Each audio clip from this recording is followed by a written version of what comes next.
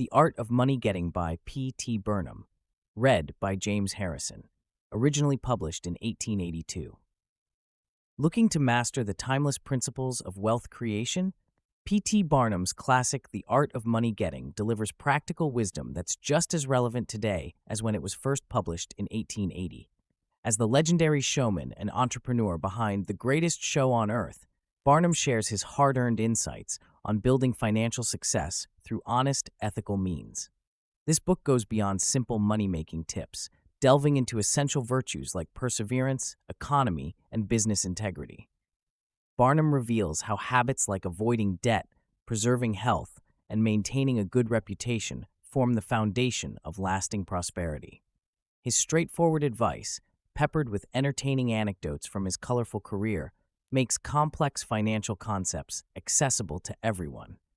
Don't forget to hit that like button, share this video with friends who could benefit from these golden rules of wealth, and subscribe for more timeless wisdom from history's greatest minds. Chapter 1. In the United States, where we have more land than people, it is not at all difficult for persons in good health to make money. In this comparatively new field, there are so many avenues of success open, so many vocations which are not crowded, that any person of either sex who is willing, at least for the time being, to engage in any respectable occupation that offers, may find lucrative employment. Those who really desire to attain an independence have only to set their minds upon it and adopt the proper means, as they do in regard to any other object which they wish to accomplish, and the thing is easily done. But however easy it may be found to make money, I have no doubt many of my readers will agree it is the most difficult thing in the world to keep it. The road to wealth is, as Dr. Franklin truly says, as plain as the road to mill. It consists simply in expending less than we earn. That seems to be a very simple problem. Mr. Micawber, one of those happy creations of the genial Dickens, puts the case in a strong light when he says that to have an income of £20 per annum and spend £20 and sixpence is to be the most miserable of men, whereas to have an income of only £20 and spend but £19 and sixpence is to be the happiest of mortals. Many of my readers may say, "We understand this. This is economy, and we know economy is wealth. We know we can't eat our cake and keep it also." Yet I beg to say that perhaps more cases of failure arise from mistakes on this point than almost any other. The fact is, many people think they understand economy when they really do not.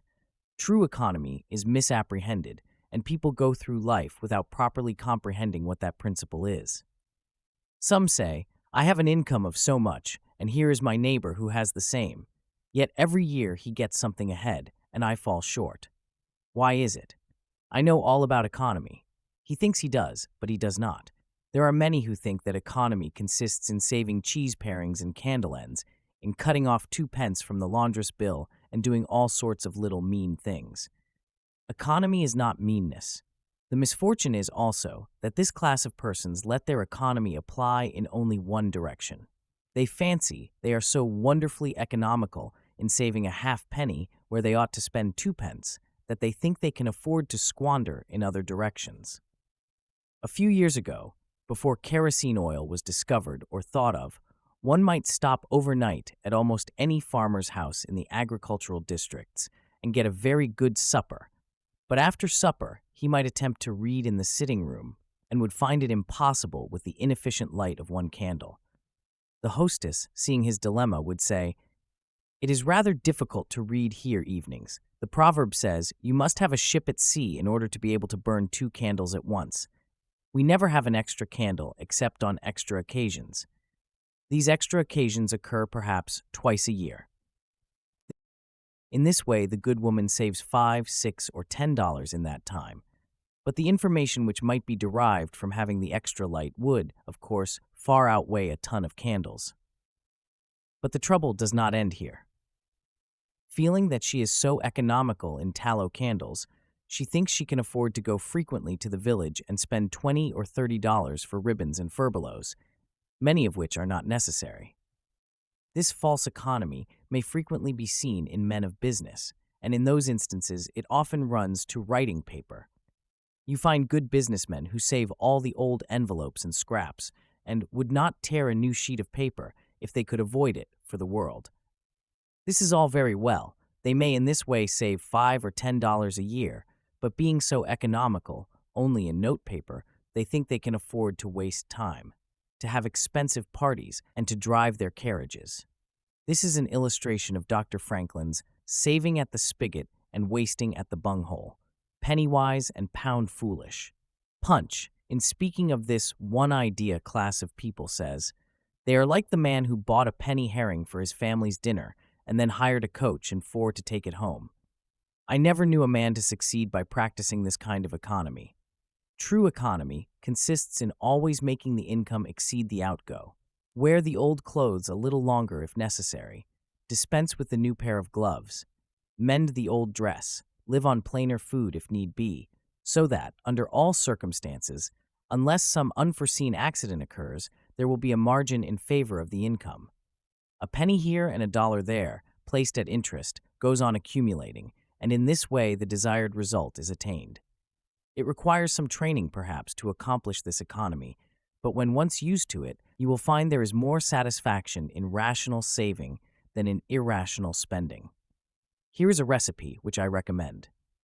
I have found it to work an excellent cure for extravagance, and especially for mistaken economy.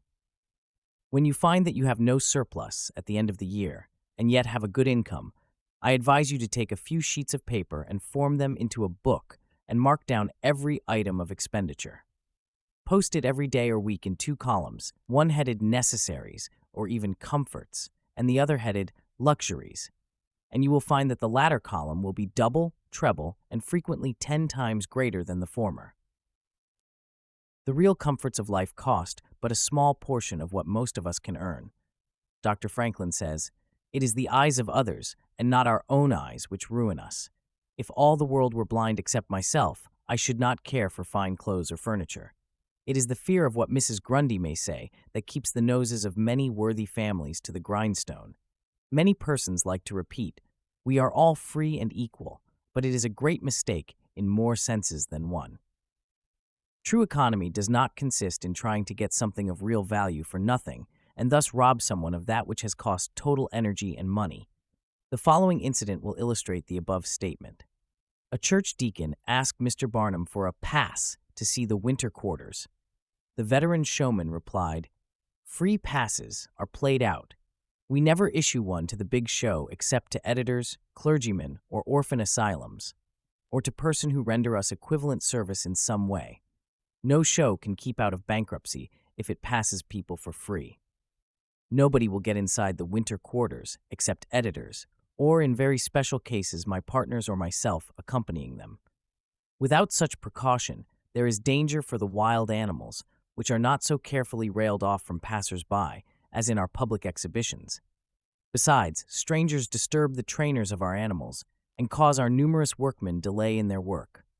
"Is that not carrying your restrictions too far?" asked the deacon. "Perhaps you may think so," replied Barnum, "and as you generally like scriptural authority for everything, I present you this printed card to ponder." The card read as follows: "Free passes." In those days there were no passes given. Search the scriptures. "Thou shalt not pass." Numbers, chapter 20, verse 18. "Suffer not a man to pass." Judge, chapter 3, verse 28. "The wicked shall no more pass." Nahum, chapter 1, verse 15. "None shall pass." Isaiah, chapter 34, verse 10. "This generation shall not pass." Mark 14, verse 30. "Beware that thou pass not." 2 Kings, chapter 6, verse 9. "There shall no strangers pass." Joel, chapter 3, verse 17. "Neither any son of man pass." Jeremiah, chapter 51, verse 43. "No man may pass through because of the beasts." Ezekiel, chapter 14, verse 15. "Though they roar, yet they cannot pass." Jeremiah, chapter 5, verse 22. "So he paid the fare thereof and went." Jonah, chapter 1, verse 3. That we are born free and equal is a glorious truth in one sense, yet we are not all born equally rich, and we never shall be. One may say, there is a man who has an income of $50,000 per annum, while I have but $1,000. I knew that fellow when he was poor like myself. Now he is rich and thinks he is better than I am. I will show him that I am as good as he is. I will go and buy a horse and buggy. No, I cannot do that, but I will go and hire one and ride this afternoon on the same road that he does, and thus prove to him that I am as good as he is. My friend, you need not take that trouble. You can easily prove that you are as good as he is. You have only to behave as well as he does. But you cannot make anybody believe that you are rich as he is. Besides, if you put on these airs, waste your time and spend your money, your poor wife will be obliged to scrub her fingers off at home and buy her tea 2 ounces at a time, and everything else in proportion, in order that you may keep up appearances, and after all, deceive nobody. On the other hand, Mrs. Smith may say that her next-door neighbor married Johnson for his money, and everybody says so. She has a nice $1,000 camel's hair shawl, and she will make Smith get her an imitation one, and she will sit in a pew right next to her neighbor in church in order to prove that she is her equal. My good woman, you will not get ahead in the world if your vanity and envy thus take the lead. In this country, where we believe the majority ought to rule, we ignore that principle in regard to fashion, and let a handful of people, calling themselves the aristocracy, run up a false standard of perfection, and in endeavoring to rise to that standard, we constantly keep ourselves poor, all the time digging away for the sake of outside appearances. How much wiser to be a law unto ourselves and say, we will regulate our outgo by our income and lay up something for a rainy day. People ought to be as sensible on the subject of money getting as on any other subject. Like causes produce like effects. You cannot accumulate a fortune by taking the road that leads to poverty. It needs no prophet to tell us that those who live fully up to their means, without any thought of a reverse in this life, can never attain a pecuniary independence.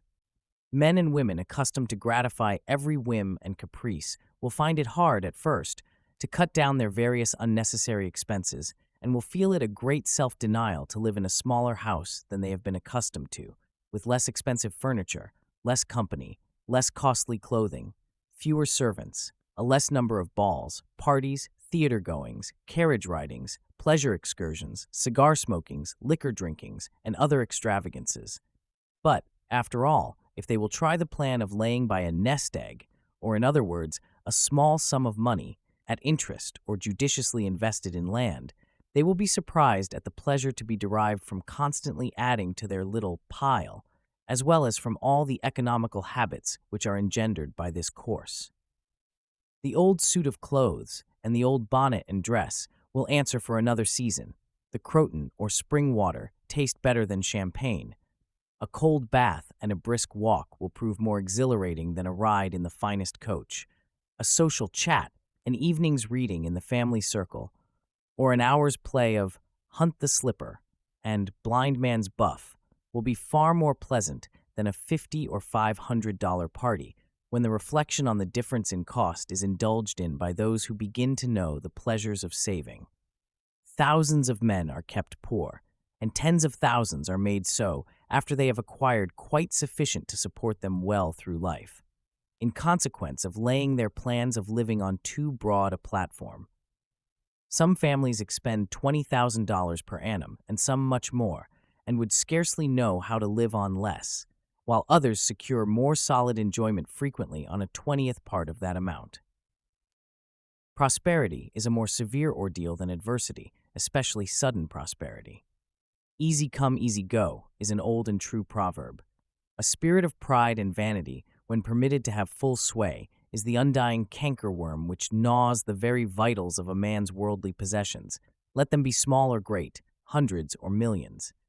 Many persons, as they begin to prosper, immediately expand their ideas and commence expending for luxuries, until in a short time their expenses swallow up their income, and they become ruined in their ridiculous attempts to keep up appearances and make a sensation. I know a gentleman of fortune who says that when he first began to prosper, his wife would have a new and elegant sofa. That sofa, he says, cost me $30,000. When the sofa reached the house, it was found necessary to get chairs to match, then sideboards, carpets, and tables to correspond with them, and so on through the entire stock of furniture. When at last it was found that the house itself was quite too small and old-fashioned for the furniture, and a new one was built to correspond with the new purchases. Thus, added my friend, summing up an outlay of $30,000 caused by that single sofa and saddling on me in the shape of servants, equipage, and the necessary expenses attendant upon keeping up a fine establishment. A yearly outlay of $11,000, and a tight pinch at that, whereas 10 years ago we lived with much more real comfort because with much less care on as many hundreds. The truth is, he continued, that sofa would have brought me to inevitable bankruptcy had not a most unexampled title to prosperity kept me above it, and had I not checked the natural desire to cut a dash. The foundation of success in life is good health. That is the substratum fortune. It is also the basis of happiness. A person cannot accumulate a fortune very well when he is sick. He has no ambition, no incentive, no force. Of course, there are those who have bad health and cannot help it. You cannot expect that such persons can accumulate wealth, but there are a great many in poor health who need not be so. If, then, sound health is the foundation of success and happiness in life, how important it is that we should study the laws of health, which is but another expression for the laws of nature. The closer we keep to the laws of nature, the nearer we are to good health, and yet how many persons there are who pay no attention to natural laws but absolutely transgress them, even against their own natural inclination. We ought to know that the sin of ignorance is never winked at in regard to the violation of nature's laws. Their infraction always brings the penalty. A child may thrust its finger into the flames without knowing it will burn, and so suffers. Repentance, even, will not stop the smart. Many of our ancestors knew very little about the principle of ventilation. They did not know much about oxygen, whatever other gin they might have been acquainted with, and consequently, they built their houses with little 7 by 9 feet bedrooms, and these good old pious Puritans would lock themselves up in one of these cells, say their prayers, and go to bed. In the morning, they would devoutly return thanks for the preservation of their lives during the night, and nobody had better reason to be thankful. Probably some big crack in the window or in the door let in a little fresh air and thus saved them.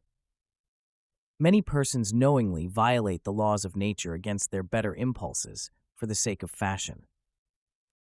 For instance, there is one thing that nothing living except a vile worm ever naturally loved, and that is tobacco. Yet how many persons there are who deliberately train an unnatural appetite and overcome this implanted aversion for tobacco to such a degree that they get to love it. They have got hold of a poisonous, filthy weed, or rather, that takes a firm hold of them.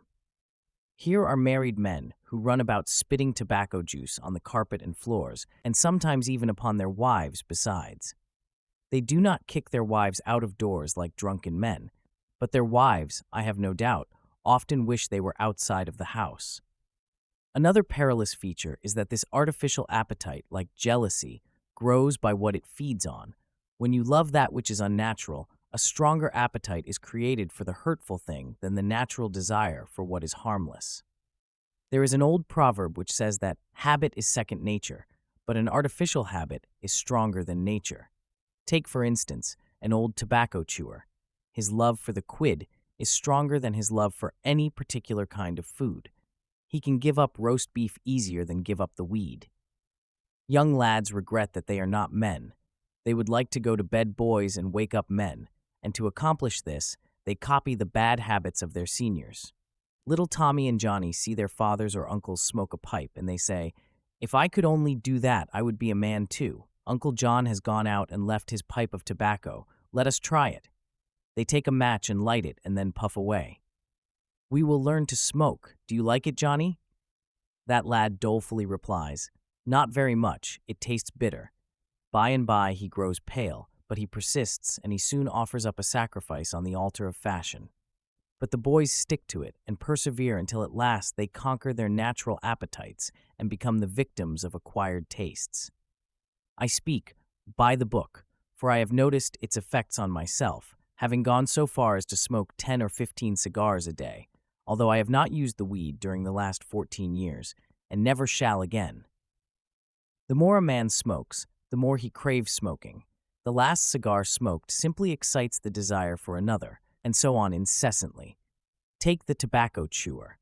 In the morning, when he gets up, he puts a quid in his mouth and keeps it there all day, never taking it out except to exchange it for a fresh one, or when he is going to eat. Oh yes, at intervals during the day and evening, many a chewer takes out the quid and holds it in his hand long enough to take a drink, and then pop it goes back again.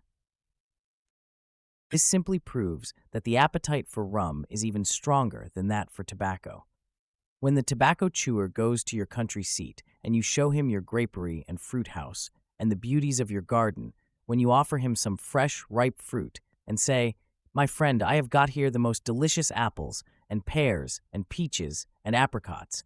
I have imported them from Spain, France, and Italy. Just see those luscious grapes. There is nothing more delicious nor more healthy than ripe fruit. So help yourself. I want to see you delight yourself with these things." He will roll the dear quid under his tongue and answer, "No, I thank you. I have got tobacco in my mouth." His palate has become narcotized by the noxious weed, and he has lost, in a great measure, the delicate and enviable taste for fruits. This shows what expensive, useless, and injurious habits men will get into. I speak from experience. I have smoked until I trembled like an aspen leaf, the blood rushed to my head, and I had a palpitation of the heart which I thought was heart disease, till I was almost killed with fright. When I consulted my physician, he said, "Break off tobacco using." I was not only injuring my health and spending a great deal of money, but I was setting a bad example. I obeyed his counsel. No young man in the world ever looked so beautiful as I thought I did, behind a 15-cent cigar or a meerschaum. These remarks apply with tenfold force to the use of intoxicating drinks. To make money requires a clear brain. A man has got to see that 2 and 2 make 4. He must lay all his plans with reflection and forethought, and closely examine all the details and the ins and outs of business. As no man can succeed in business unless he has a brain to enable him to lay his plans and reason to guide him in their execution. So, no matter how bountifully a man may be blessed with intelligence, if the brain is muddled and his judgment warped by intoxicating drinks, it is impossible for him to carry on business successfully. How many good opportunities have passed, never to return, while a man was sipping a social glass with his friend? How many foolish bargains have been made under the influence of the nervine, which temporarily makes its victim think he is rich? How many important chances have been put off until tomorrow, and then forever, because the wine cup has thrown the system into a state of lassitude, neutralizing the energies so essential to success in business? Verily, wine is a mocker. The use of intoxicating drinks as a beverage is as much an infatuation as is the smoking of opium by the Chinese, and the former is quite as destructive to the success of the businessman as the latter. It is an unmitigated evil, utterly indefensible in the light of philosophy, religion, or good sense. Chapter 2. Don't mistake your vocation. The safest plan and the one most sure of success for the young man starting in life is to select the vocation which is most congenial to his tastes. Parents and guardians are often quite too negligent in regard to this. It is very common for a father to say, for example, "I have 5 boys. I will make Billy a clergyman, John a lawyer, Tom a doctor, and Dick a farmer." He then goes into town and looks about to see what he will do with Sammy. He returns home and says, "Sammy, I see watchmaking is a nice, genteel business. I think I will make you a goldsmith." He does this, regardless of Sam's natural inclinations or genius. We are all, no doubt, born for a wise purpose. There is as much diversity in our brains as in our countenances. Some are born natural mechanics, while some have great aversion to machinery. Let a dozen boys of 10 years get together, and you will soon observe 2 or 3 are whittling out some ingenious device, working with locks or complicated machinery. When they were but 5 years old, their father could find no toy to please them like a puzzle. They are natural mechanics, but the other 8 or 9 boys have different aptitudes. I belong to the latter class. I never had the slightest love for mechanism. On the contrary, I have a sort of abhorrence for complicated machinery. I never had ingenuity enough to whittle a cider tap so it would not leak. I never could make a pen that I could write with or understand the principle of a steam engine. If a man was to take such a boy as I was and attempt to make a watchmaker of him, the boy might, after an apprenticeship of 5 or 7 years, be able to take apart and put together a watch. But all through life, he would be working uphill and seizing every excuse for leaving his work and idling away his time. Watchmaking is repulsive to him. Unless a man enters upon the vocation intended for him by nature and best suited to his peculiar genius, he cannot succeed. I am glad to believe that the majority of persons do find their right vocation. Yet we see many who have mistaken their calling, from the blacksmith up or down to the clergyman. You will see, for instance, that extraordinary linguist, the learned blacksmith, who ought to have been a teacher of languages. And you may have seen lawyers, doctors, and clergymen who were better fitted by nature for the anvil or the lapstone. Chapter 3. Select the right location. After securing the right vocation, you must be careful to select the proper location. You may have been cut out for a hotel keeper, and they say it requires a genius to know how to keep a hotel. You might conduct a hotel like clockwork and provide satisfactorily for 500 guests every day. Yet, if you should locate your house in a small village where there is no railroad communication or public travel, the location would be your ruin. It is equally important that you do not commence business where there are already enough to meet all demands in the same occupation. I remember a case which illustrates this subject. When I was in London in 1858, I was passing down Holborn with an English friend and came to the penny shows. They had immense cartoons outside, portraying the wonderful curiosities to be seen, all for a penny. Being a little in the show line, myself, I said, "Let us go in here." We soon found ourselves in the presence of the illustrious showman, and he proved to be the sharpest man in that line I had ever met. He told us some extraordinary stories in reference to his bearded ladies, his albinos, and his armadillos, which we could hardly believe, but thought it better to believe it than look after the proof. He finally begged to call our attention to some wax statuary and showed us a lot of the dirtiest and filthiest wax figures imaginable. They looked as if they had not seen water since the deluge. "What is there so wonderful about your statuary?" I asked. "I beg you not to speak so satirically," he replied.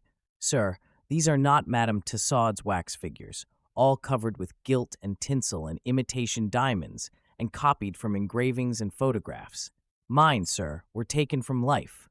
Whenever you look upon one of those figures, you may consider that you are looking upon the living individual." Glancing casually at them, I saw one labeled Henry VIII, and feeling a little curious upon seeing that it looked like Calvin Edson, the living skeleton, I said, "Do you call that Henry VIII?" He replied, "Certainly, sir. It was taken from life at Hampton Court by special order of His Majesty on such a day." He would have given the hour of the day if I had insisted. I said, "Everybody knows that Henry VIII was a great stout old king, and that figure is lean and lank. What do you say to that?" "Why," he replied, "you would be lean and lank yourself if you sat there as long as he has." There was no resisting such arguments. I said to my English friend, "Let us go out. Do not tell him who I am. I show the white feather. He beats me." He followed us to the door, and seeing the rabble in the street, he called out, "Ladies and gentlemen, I beg to draw your attention to the respectable character of my visitors," pointing to us as we walked away. I called upon him a couple of days afterwards, told him who I was, and said, "My friend, you are an excellent showman, but you have selected a bad location." He replied, "This is true, sir. I feel that all my talents are thrown away, but what can I do?" "You can go to America," I replied. "You can give full play to your faculties over there. You will find plenty of elbow room in America. I will engage you for 2 years. After that, you will be able to go on your own account." He accepted my offer and remained 2 years in my New York museum. He then went to New Orleans and carried on a traveling show business during the summer. Today, he is worth $60,000 simply because he selected the right vocation and also secured the proper location. The old proverb says, 3 removes are as bad as a fire, but when a man is in the fire, it matters but little how soon or how often he removes. Chapter 4. Avoid debt. Young men starting in life should avoid running into debt. There is scarcely anything that drags a person down like debt. It is a slavish position to get in, yet we find many a young man, hardly out of his teens, running in debt. He meets a chum and says, "Look at this. I have got trusted for a new suit of clothes." He seems to look upon the clothes as so much given to him. Well, it frequently is so, but if he succeeds in paying and then gets trusted again, he is adopting a habit which will keep him in poverty through life. Debt robs a man of his self-respect and makes him almost despise himself. Grunting and groaning and working for what he has eaten up or worn out, and now when he is called upon to pay up, he has nothing to show for his money. This is properly termed working for a dead horse. I do not speak of merchants buying and selling on credit, or of those who buy on credit in order to turn the purchase to a profit. The old Quaker said to his farmer son, "John, never get trusted, but if thee gets trusted for anything, let it be for manure, because that will help thee pay it back again." Mr. Beecher advised young men to get in debt if they could to a small amount in the purchase of land in the country districts. If a young man, he says, will only get in debt for some land and then get married, these two things will keep him straight, or nothing will. This may be safe to a limited extent, but getting in debt for what you eat and drink and wear is to be avoided. Some families have a foolish habit of getting credit at the stores and thus frequently purchase many things which might have been dispensed with. It is all very well to say, "I have got trusted for 60 days, and if I don't have the money, the creditor will think nothing about it." There is no class of people in the world who have such good memories as creditors. When the 60 days run out, you will have to pay. If you do not pay, you will break your promise and probably resort to a falsehood. You may make some excuse or get in debt elsewhere to pay it, but that only involves you the deeper. A good-looking, lazy young fellow was the apprentice boy Horatio. His employer said, "Horatio, did you ever see a snail?" "I think I have," he drawled out. "You must have met him then, for I am sure you never overtook one," said the boss. Your creditor will meet you or overtake you and say, "Now, my young friend, you agreed to pay me. You have not done it. You must give me your note." You give the note on interest, and it commences working against you. It is a dead horse. The creditor goes to bed at night and wakes up in the morning better off than when he retired, because his interest has increased during the night, but you grow poorer while you are sleeping, for the interest is accumulating against you. Money is in some respects like fire. It is a very excellent servant, but a terrible master. When you have it mastering you, when interest is constantly piling up against you, it will keep you down in the worst kind of slavery. But let money work for you, and you have the most devoted servant in the world. It is no I servant. There is nothing animate or inanimate that will work so faithfully as money when placed at interest, well secured. It works night and day, and in wet or dry weather. I was born in the blue law state of Connecticut, where the old Puritans had laws so rigid that it was said, "They fined a man for kissing his wife on Sunday." Yet these rich old Puritans would have thousands of dollars at interest, and on Saturday night would be worth a certain amount. On Sunday, they would go to church and perform all the duties of a Christian. On waking up on Monday morning, they would find themselves considerably richer than the Saturday night previous, simply because their money placed at interest had worked faithfully for them all day Sunday, according to law. Do not let it work against you. If you do, there is no chance for success in life so far as money is concerned. John Randolph, the eccentric Virginian, once exclaimed in Congress, "Mr. Speaker, I have discovered the philosopher's stone. Pay as you go."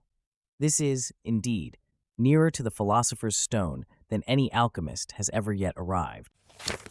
Chapter 5. Persevere. When a man is in the right path, he must persevere. I speak of this because there are some persons who are born tired, naturally lazy and possessing no self-reliance and no perseverance. But they can cultivate these qualities, as Davy Crockett said, "This thing remember, when I am dead, be sure you are right, then go ahead." It is this go-ahead itiveness, this determination not to let the horrors or the blues take possession of you so as to make you relax your energies in the struggle for independence, which you must cultivate. How many have almost reached the goal of their ambition, but losing faith in themselves, have relaxed their energies, and the golden prize has been lost forever. It is no doubt often true, as Shakespeare says, "There is a tide in the affairs of men, which taken at the flood leads on to fortune." If you hesitate, some bolder hand will stretch out before you and get the prize. Remember the proverb of Solomon, "He becometh poor that dealeth with a slack hand, but the hand of the diligent maketh rich." Perseverance is sometimes but another word for self-reliance. Many persons naturally look on the dark side of life and borrow trouble. They are born so. Then they ask for advice, and they will be governed by one wind and blown by another, and cannot rely upon themselves. Until you can get so that you can rely upon yourself, you need not expect to succeed. I have known men, personally, who have met with pecuniary reverses and absolutely committed suicide because they thought they could never overcome their misfortune. But I have known others who have met more serious financial difficulties and have bridged them over by simple perseverance, aided by a firm belief that they were doing justly and that Providence would overcome evil with good. You will see this illustrated in any sphere of life. Take two generals, both understanding military tactics, both educated at West Point, if you please, both equally gifted, yet one having this principle of perseverance and the other lacking it. The former will succeed in his profession, while the latter will fail. One may hear the cry, "The enemy are coming, and they have got cannon." "Got cannon," says the hesitating general. "Yes." "Then halt every man." He wants time to reflect. His hesitation is his ruin. The enemy passes unmolested or overwhelms him, while on the other hand, the general of pluck, perseverance, and self-reliance goes into battle with a will, and amid the clash of arms, the booming of cannon, the shrieks of the wounded, and the moans of the dying, you will see this man persevering, going on, cutting and slashing his way through with unwavering determination, and inspiring his soldiers to deeds of fortitude, valor, and triumph. Chapter 6. Whatever you do, do it with all your might. Work at it, if necessary, early and late, in season and out of season, not leaving a stone unturned, and never deferring for a single hour that which can be done just as well now. The old proverb is full of truth and meaning. Whatever is worth doing at all is worth doing well. Many a man acquires a fortune by doing his business thoroughly, while his neighbor remains poor for life, because he only half does it. Ambition, energy, industry, perseverance are indispensable requisites for success in business. Fortune always favors the brave and never helps a man who does not help himself. It won't do to spend your time like Mr. Micawber in waiting for something to turn up. To such men, one of two things usually turns up, the poorhouse or the jail, for idleness breeds bad habits and clothes a man in rags. The poor spendthrift vagabond said to a rich man, "I have discovered there is money enough in the world for all of us, if it was equally divided. This must be done, and we shall all be happy together." "But," was the response, "if everybody was like you, it would be spent in 2 months, and what would you do then?" "Oh, divide again. Keep dividing, of course." I was recently reading in a London paper an account of a like philosophic pauper who was kicked out of a cheap boarding house because he could not pay his bill. But he had a roll of papers sticking out of his coat pocket, which, upon examination, proved to be his plan for paying off the national debt of England without the aid of a penny. People have got to do as Cromwell said, not only trust in Providence, but keep the powder dry. Do your part of the work, or you cannot succeed. Mahomet, one night, when encamping in the desert, overheard one of his fatigued followers remark, "I will loose my camel and trust it to God." "No, no, not so," said the prophet, "tie thy camel and trust it to God. Do all you can for yourselves, and then trust to Providence, or luck, or whatever you please to call it, for the rest." Chapter 7. Depend upon your own personal exertions. The eye of the employer is often worth more than the hands of a dozen employees. In the nature of things, an agent cannot be so faithful to his employer as to himself. Many who are employers will call to mind instances where the best employees have overlooked important points which could not have escaped their own observation as a proprietor. No man has a right to expect to succeed in life unless he understands his business, and nobody can understand his business thoroughly unless he learns it by personal application and experience. A man may be a manufacturer. He has got to learn the many details of his business personally. He will learn something every day, and he will find he will make mistakes nearly every day. And these very mistakes are helps to him in the way of experiences if he but heeds them.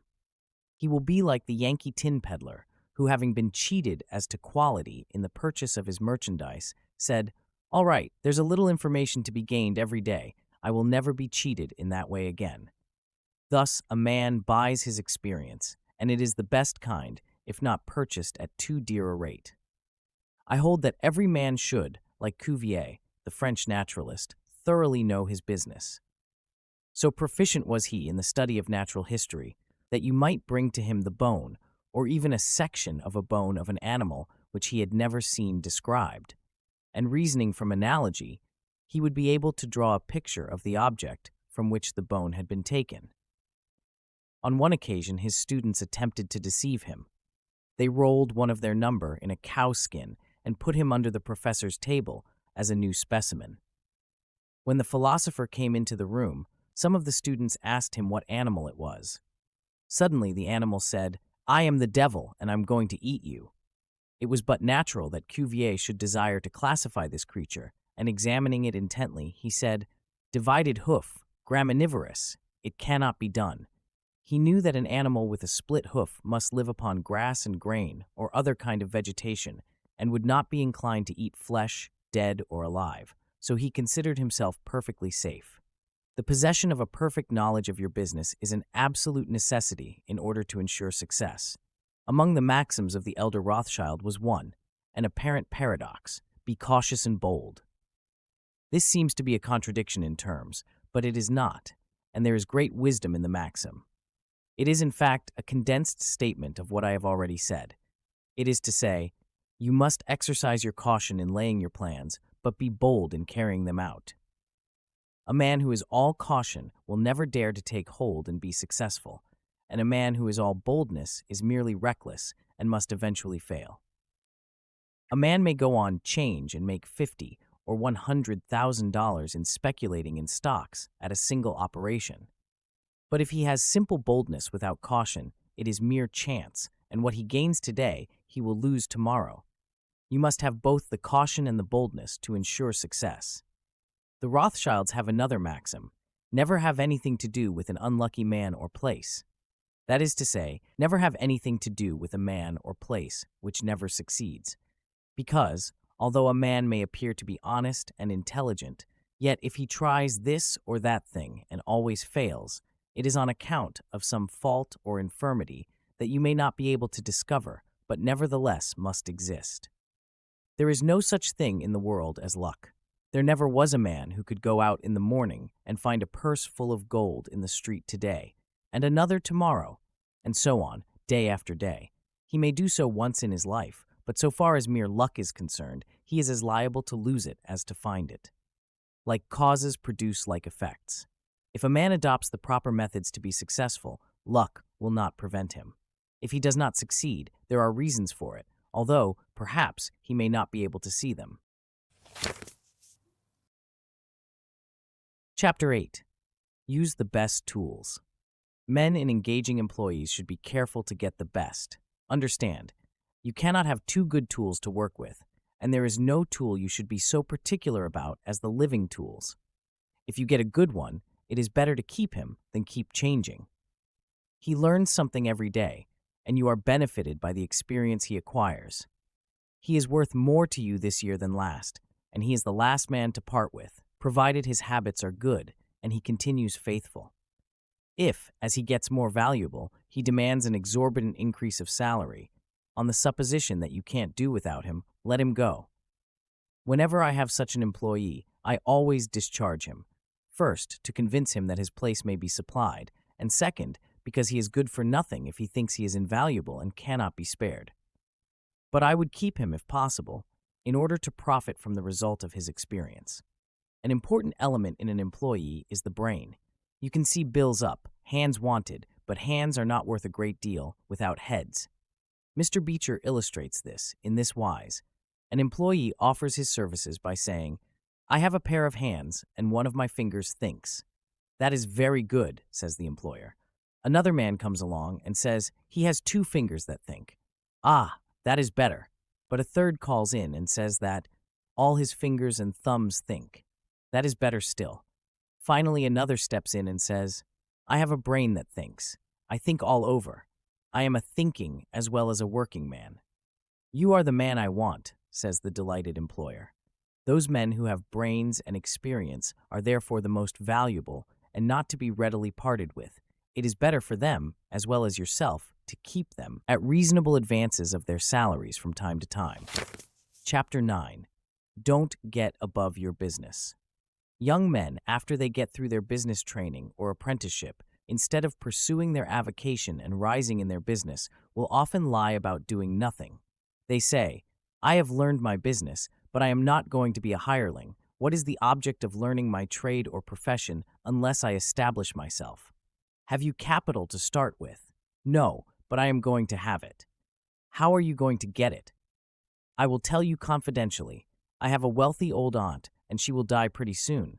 But if she does not, I expect to find some rich old man who will lend me a few thousands to give me a start. If I only get the money to start with, I will do well. There is no greater mistake than when a young man believes he will succeed with borrowed money. Why? Because every man's experience coincides with that of Mr. Astor, who said it was more difficult for him to accumulate his first $1,000 than all the succeeding millions that made up his colossal fortune. Money is good for nothing unless you know the value of it by experience. Give a boy $20,000 and put him in business, and the chances are that he will lose every dollar of it before he is a year older. Like buying a ticket in the lottery and drawing a prize, it is easy come, easy go. He does not know the value of it. Nothing is worth anything unless it costs effort. Without self-denial and economy, patience and perseverance, and commencing with capital which you have not earned, you are not sure to succeed in accumulating. Young men, instead of waiting for dead men's shoes, should be up and doing, for there is no class of persons who are so unaccommodating in regard to dying as these rich old people, and it is fortunate for the expectant heirs that it is so. 9 out of 10 of the rich men of our country today started out in life as poor boys, with determined wills, industry, perseverance, economy, and good habits. They went on gradually, made their own money, and saved it, and this is the best way to acquire a fortune. Stephen Girard started life as a poor cabin boy and died worth $9 million. A.T. Stewart was a poor Irish boy. At the time of his death, he paid taxes on $1.5 million of income per year. John Jacob Astor was a poor farmer boy and died worth 20 millions. Cornelius Vanderbilt began life rowing a boat from Staten Island to New York.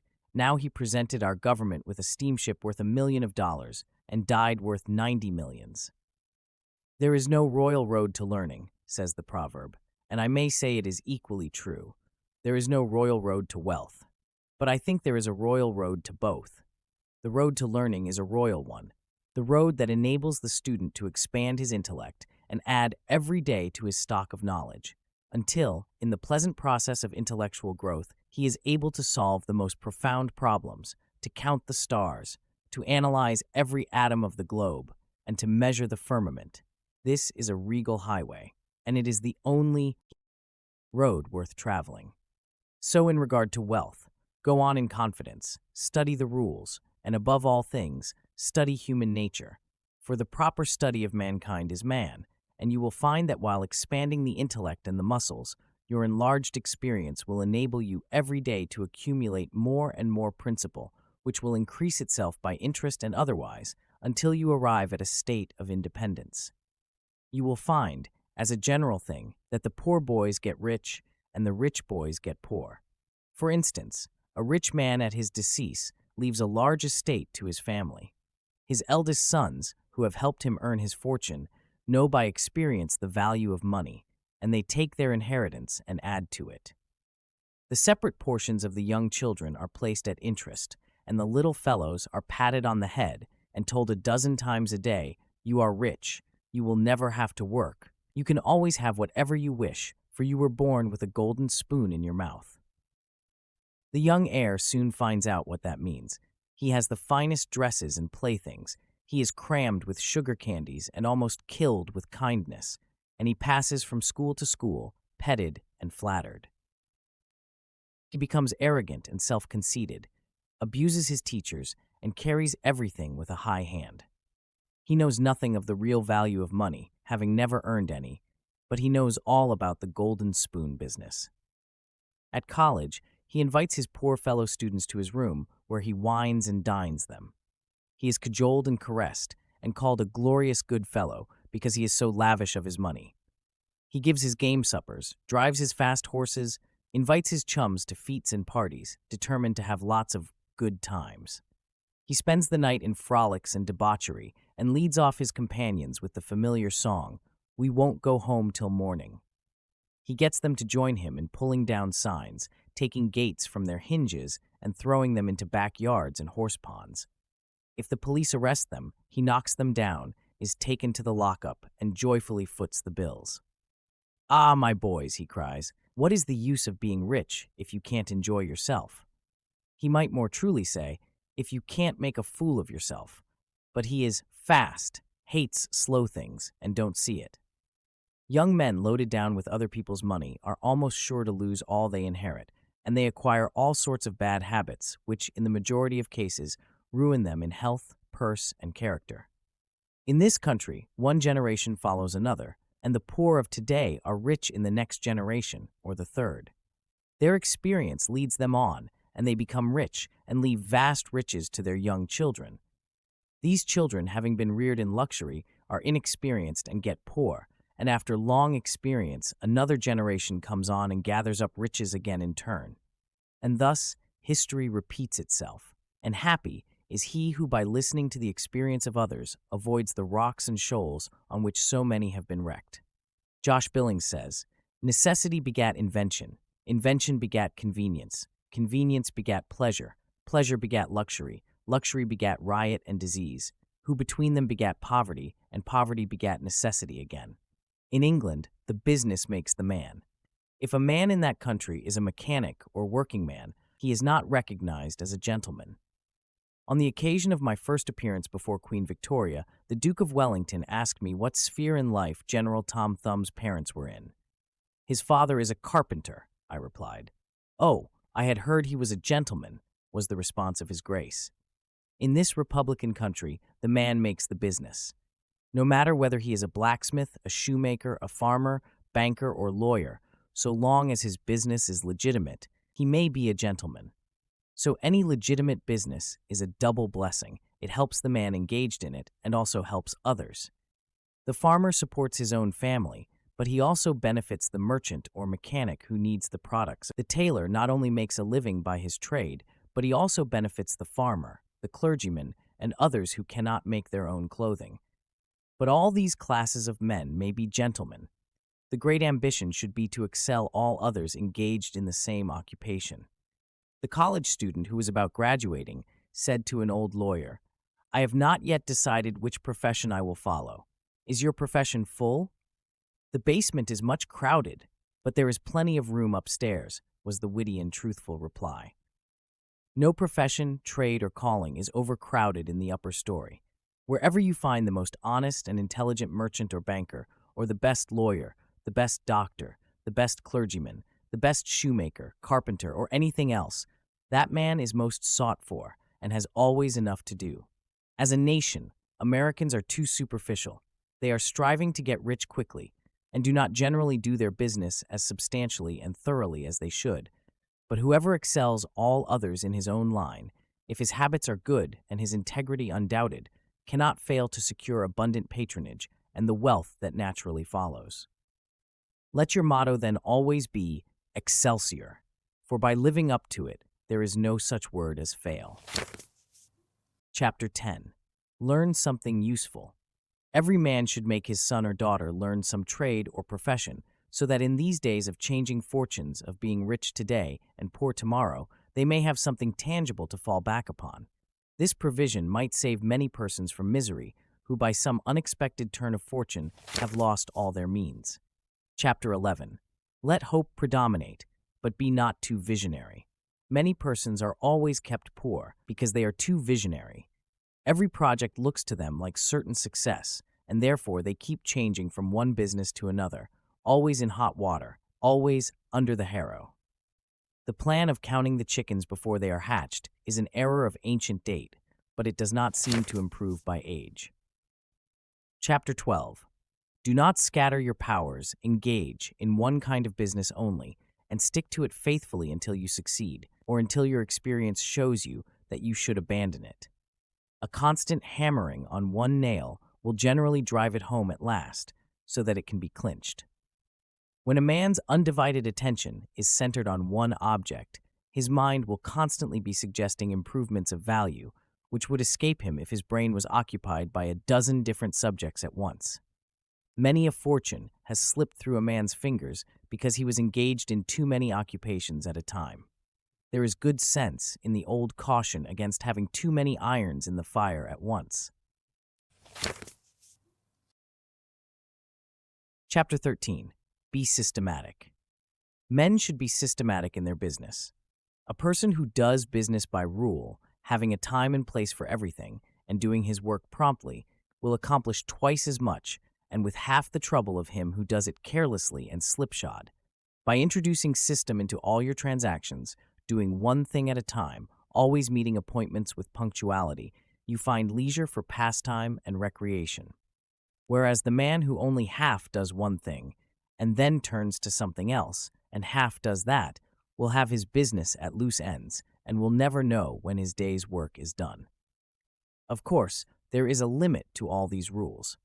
We must try to preserve the happy medium, for there is such a thing as being too systematic. There are men and women, for instance, who put away things so carefully that they never find them again. It is too much like the red tape, formality at Washington, and Mr. Dickens' circumlocution office, all theory and no result. When the Astor House was first started in New York City, it was undoubtedly the best hotel in the country. The proprietors had learned a good deal in Europe regarding hotels, and the landlords were proud of the rigid system which pervaded every department of their great establishment. When 12 o'clock at night had arrived, and there were a number of guests around, one of the proprietors would say, "Touch that bell, John," and in 2 minutes 60 servants, with a water bucket in each hand, would present themselves in the hall. "This," said the landlord, addressing his guests, "is our fire bell. It will show you we are quite safe here. We do everything systematically." This was before the Croton water was introduced into the city, but they sometimes carried their system too far. On one occasion, when the hotel was thronged with guests, one of the waiters was suddenly indisposed, and although there were 50 waiters in the hotel, the landlord thought he must have his full complement, or his system would be interfered with. Just before dinner time, he rushed downstairs and said, "There must be another waiter. I am one waiter short. What can I do?" He happened to see Boots, the Irishman. "Pat," said he, "wash your hands and face. Take that white apron and come into the dining room in 5 minutes." Presently Pat appeared as required, and the proprietor said, "Now, Pat, you must stand behind these 2 chairs and wait on the gentleman who will occupy them. Did you ever act as a waiter?" "I know all about it, sure, but I never did it." Like the Irish pilot, on one occasion when the captain, thinking he was considerably out of his course, asked, "Are you certain you understand what you are doing?" Pat replied, "Sure, and I knows every rock in the channel." That moment, bang, thumped the vessel against a rock. "Ah, be jabbers, and that is one of 'em," continued the pilot. But to return to the dining room. "Pat," said the landlord, "here we do everything systematically. You must first give the gentlemen each a plate of soup, and when they finish that, ask them what they will have next." Pat replied, "Ah, and I understand perfectly the vartues of shystem." Very soon in came the guests. The plates of soup were placed before them. One of Pat's 2 gentlemen ate his soup. The other did not care for it. He said, "Waiter, take this plate away and bring me some fish." Pat looked at the untasted plate of soup, and remembering the instructions of the landlord in regard to system, replied, "Not till ye have ate your soup." Of course, that was carrying system entirely too far. Chapter 14. Read the newspapers. Always take a trustworthy newspaper, and thus keep thoroughly posted in regard to the transactions of the world. He who is without a newspaper is cut off from his species. In these days of telegraphs and steam, many important inventions and improvements in every branch of trade are being made, and he who doesn't consult the newspapers will soon find himself and his business out in the cold. Chapter 15. Beware of outside operations. We sometimes see men who have obtained fortunes suddenly become poor. In many cases, this arises from intemperance and often from gaming and other bad habits. Frequently, it occurs because a man has been engaged in outside operations of some sort. When he gets rich in his legitimate business, he is told of a grand speculation where he can make a score of thousands. He is constantly flattered by his friends who tell him that he is born lucky, that everything he touches turns into gold. Now, if he forgets that his economical habits, his rectitude of conduct, and a personal attention to a business which he understood caused his success in life, he will listen to the siren voices. He says, "I will put in $20,000. I have been lucky, and my good luck will soon bring me back $60,000. A few days elapse, and it is discovered he must put in $10,000 more. Soon after he is told, "It is all right, but certain matters not foreseen require an advance of $20,000 more, which will bring him a rich harvest." But before the time comes around to realize, the bubble bursts, he loses all he is possessed of, and then he learns what he ought to have known at the first, that however successful a man may be in his own business, if he turns from that and engages ill a business which he don't understand, he is like Samson when shorn of his locks, his strength has departed, and he becomes like other men. If a man has plenty of money, he ought to invest something in everything that appears to promise success, and that will probably benefit mankind. But let the sums thus invested be moderate in amount, and never let a man foolishly jeopardize a fortune that he has earned in a legitimate way, by investing it in things in which he's had no experience. Chapter 16. Don't endorse without security. I hold that no man ought ever to endorse a note or become security for any man, be it his father or brother, to a greater extent than he can afford to lose and care nothing about without taking good security. Here is a man that is worth $20,000. He is doing a thriving manufacturing or mercantile trade. You are retired and living on your money. He comes to you and says, "You are aware that I am worth $20,000 and don't owe a dollar. If I had $5,000 in cash, I could purchase a particular lot of goods and double my money in a couple of months. Will you endorse my note for that amount?" You reflect that he is worth $20,000, and you incur no risk by endorsing his note. You like to accommodate him, and you lend your name without taking the precaution of getting security. Shortly after, he shows you the note with your endorsement canceled and tells you, probably truly, that he made the profit that he expected by the operation. You reflect that you have done a good action, and the thought makes you feel happy. By and by, the same thing occurs again, and you do it again. You have already fixed the impression in your mind that it is perfectly safe to endorse his notes without security.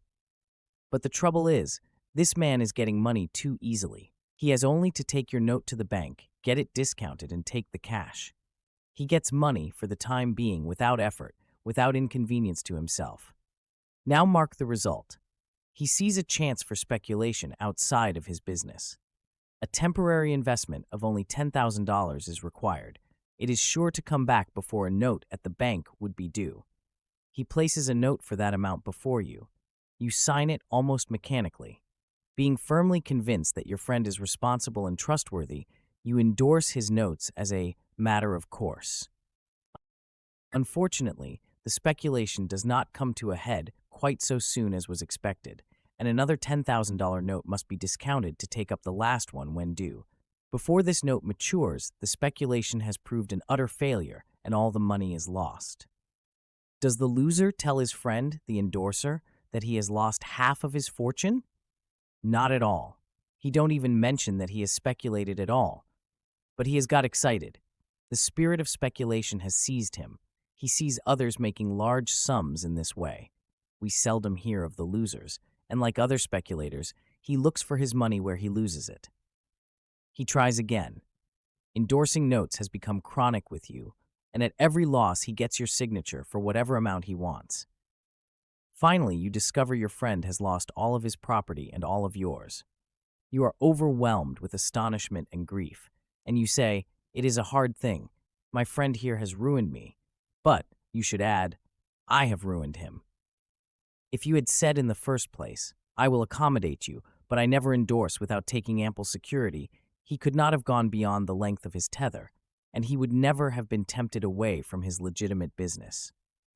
It is a very dangerous thing, therefore, at any time, to let people get possession of money too easily. It tempts them to hazardous speculations, if nothing more.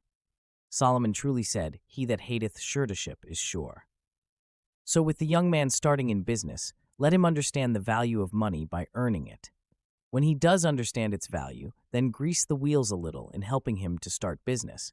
But remember, men who get money with too great facility cannot easily succeed. You must get the first dollars by hard knocks, and at some sacrifice, in order to appreciate the value of those dollars.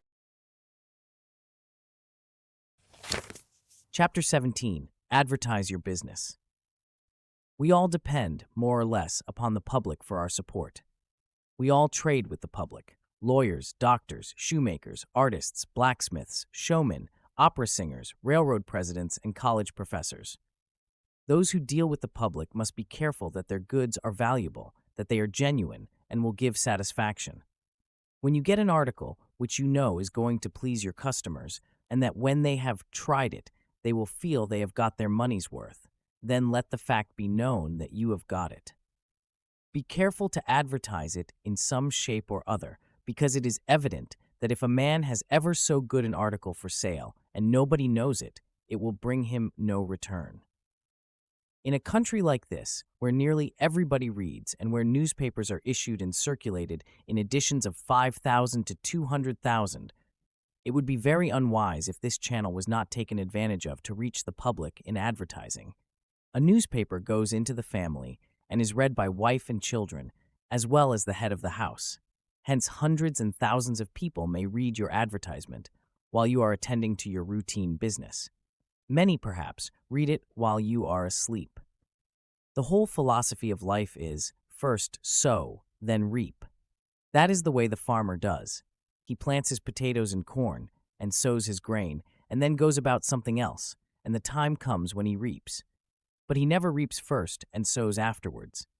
This principle applies to all kinds of business, and to nothing more eminently than to advertising.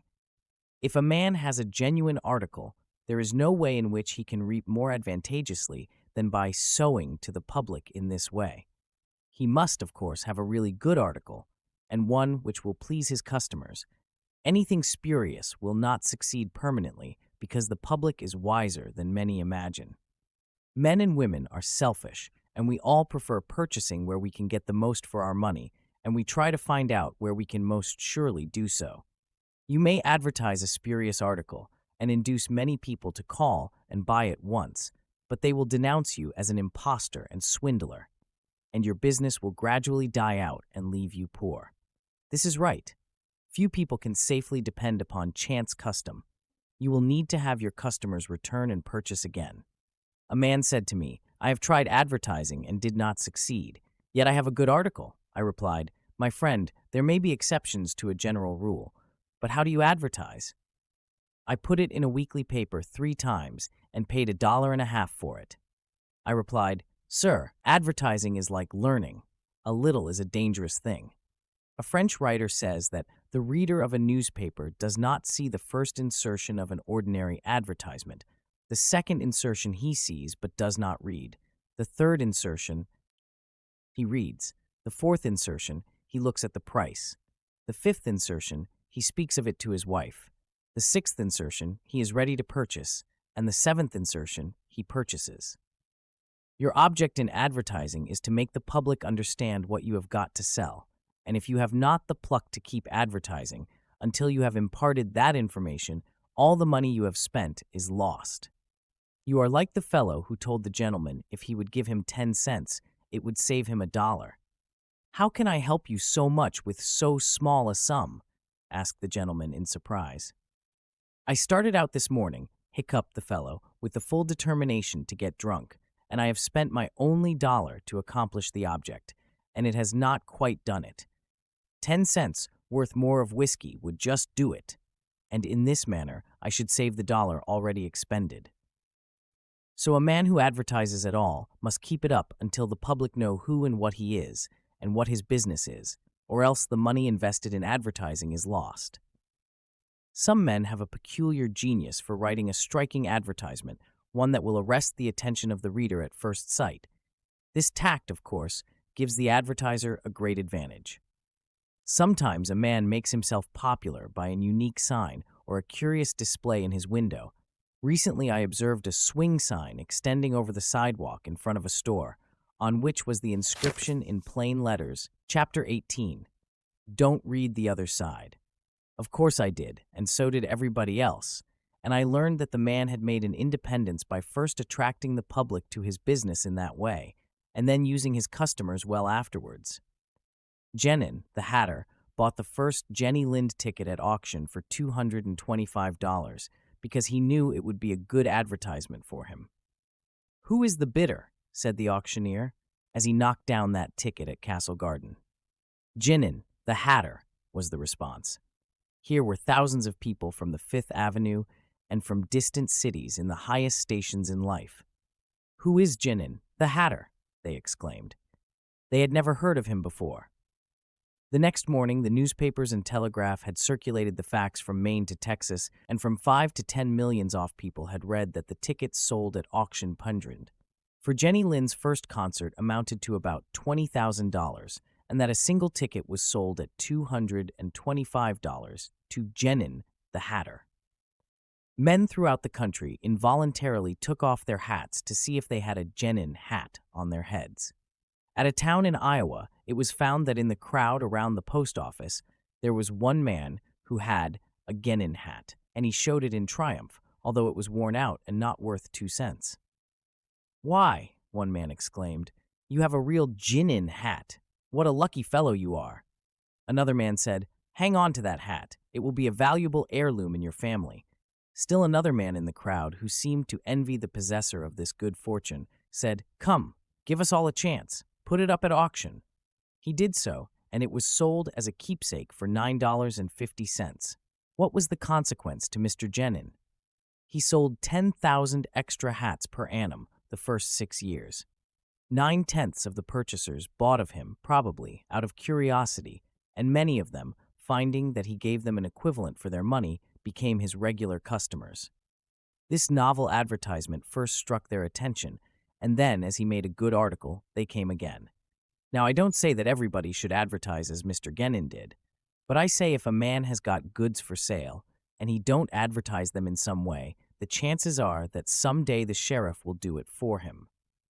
Nor do I say that everybody must advertise in a newspaper, or indeed use printer's ink at all. On the contrary, although that article is indispensable in the majority of cases, yet the doctors and clergymen, and sometimes lawyers and some others, can more effectually reach the public in some other manner. But it is obvious, they must be known in some way, else how could they be supported? Chapter 19. Be polite and kind to your customers. Politeness and civility are the best capital ever invested in business. Large stores, gilt signs, flaming advertisements will all prove unavailing if you or your employees treat your patrons abruptly. The truth is, the more kind and liberal a man is, the more generous will be the patronage bestowed upon him. Like begets like. The man who gives the greatest amount of goods of a corresponding quality for the least sum, still reserving to himself a profit, will generally succeed best in the long run. This brings us to the golden rule. As ye would that men should do to you, do ye also to them. And they will do better by you than if you always treated them as if you wanted to get the most you could out of them for the least return. Men who drive sharp bargains with their customers, acting as if they never expected to see them again, will not be mistaken. They never see them again as customers. People don't like to pay and get kicked also. One of the ushers in my museum once told me he intended to whip a man who was in the lecture room as soon as he came out. "What for?" I inquired. "Because he said I was no gentleman," replied the usher. "Never mind," I replied. "He pays for that, and you will not convince him you are a gentleman by whipping him. I cannot afford to lose a customer. If you whip him, he will never visit the museum again, and he will induce friends to go with him to other places of amusement instead of this, and thus, you see, I should be a serious loser." "But he insulted me," muttered the usher. "Exactly," I replied. "And if he owned the museum, and you had paid for the privilege of visiting it, and he had then insulted you, there might be some reason in your resenting it. But in this instance, he is the man who pays, while we receive, and you must, therefore, put up with his bad manners." My usher laughingly remarked that this was undoubtedly the true policy, but he added that he should not object to an increase of salary if he was expected to be abused in order to promote my interests. Chapter 20. Be charitable. Of course, men should be charitable because it is a duty and a pleasure. But even as a matter of policy, if you possess no higher incentive, you will find that the liberal man will command patronage, while the sordid, uncharitable miser will be avoided. Solomon says, "There is that scattereth and yet increaseth, and there is that withholdeth more than meet, but it tendeth to poverty." Of course, the only true charity is that which is from the heart. The best kind of charity is to help those who are willing to help themselves. Promiscuous almsgiving, without inquiring into the worthiness of the applicant, is bad in every sense. But to search out and quietly assist those who are struggling for themselves is the kind that scattereth and yet increaseth. But don't fall into the idea that some persons practice of giving a prayer instead of a potato and a benediction instead of bread to the hungry. It is easier to make Christians with full stomachs than empty. Chapter 21. Don't blab.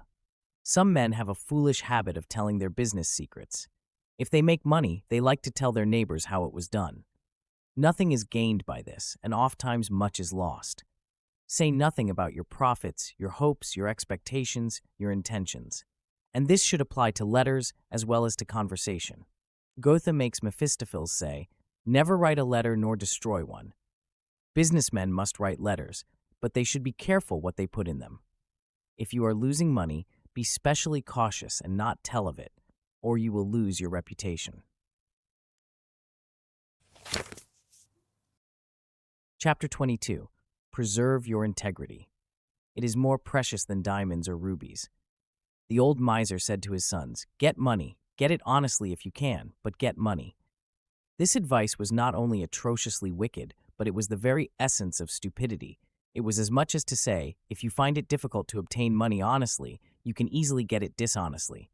Get it in that way. Poor fool. Not to know that the most difficult thing in life is to make money dishonestly. Not to know that our prisons are full of men who attempted to follow this advice.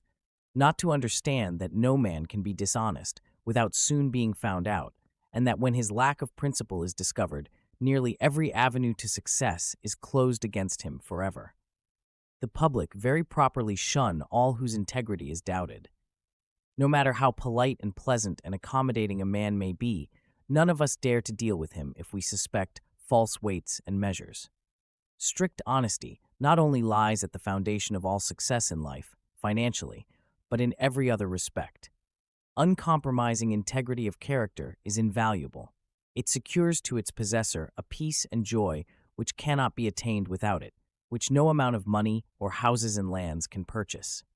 A man who is known to be strictly honest may be ever so poor, but he has the purses of all the community at his disposal, for all know that if he promises to return what he borrows, he will never disappoint them. As a mere matter of selfishness, therefore, if a man had no higher motive for being honest, all will find that the maxim of Dr. Franklin can never fail to be true, that honesty is the best policy. To get rich is not always equivalent to being successful.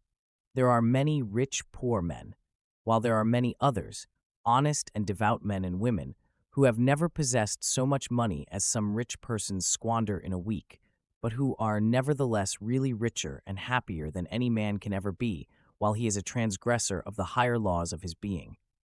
The inordinate love of money, no doubt, may be and is the root of all evil. But money itself, when properly used, is not only a handy thing to have in the house, but affords the gratification of blessing our race by enabling its possessor to enlarge the scope of human happiness and human influence. The desire for wealth is nearly universal, and none can say it is not laudable, provided the possessor of it accepts its responsibilities and uses it as a friend to humanity. The history of money-getting, which is commerce, is a history of civilization, and wherever trade has flourished most, there, too, have art and science produced the noblest fruits. In fact, as a general thing, money-getters are the benefactors of our race. To them, in a great measure, are we indebted for our institutions of learning and of art, our academies, colleges, and churches. It is no argument against the desire for, or the possession of wealth, to say that there are sometimes misers who hoard money only for the sake of hoarding, and who have no higher aspiration than to grasp everything which comes within their reach. As we have sometimes hypocrites in religion and demagogues in politics, so there are occasionally misers among money-getters. These, however, are only exceptions to the general rule. But when, in this country, we find such a nuisance and stumbling block as a miser, we remember with gratitude that in America we have no laws of primogeniture, and that in the due course of nature the time will come when the hoarded dust will be scattered for the benefit of mankind. Thank you for joining us on this journey through the art of money getting by P.T. Barnum. This timeless guide has shared invaluable principles that remain relevant today, from the importance of avoiding debt to the power of perseverance and honest advertising. Remember, true wealth isn't just about accumulating money. It's about developing good habits, maintaining integrity, and making sound financial decisions. Barnum's wisdom teaches us that success comes to those who combine hard work with smart planning and unwavering determination. I hope these principles have inspired you to take control of your financial future. If you found value in these insights, please don't forget to subscribe to Success Principle channel for more life-changing content. Hit that notification bell to stay updated with our latest videos on personal development, wealth creation, and success strategies. Until next time, keep pursuing your goals with wisdom and determination. Here's to your success.